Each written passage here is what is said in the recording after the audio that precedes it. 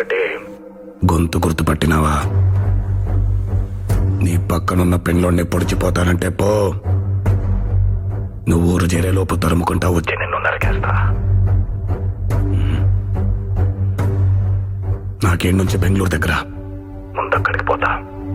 అక్కడ చదువుతున్న నీ కొడుకుని చంపేస్తా. పల్లె చేరేలోపు ఆడిపోయిన వార్త విందో నీకు పూర్తిగా ఏడిచే టైం కూడా ఇవ్వను బాలరెడ్డి.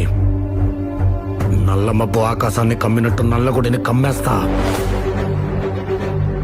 లేదు, ఈ రణమంతా ఎందుకు అనుకుంటే ఆ పిల్లో నాన్నే దింపేసిపో.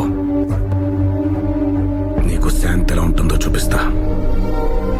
నువ్వు ఊహించవు, అంత అద్భుతంగా చూపిస్తా.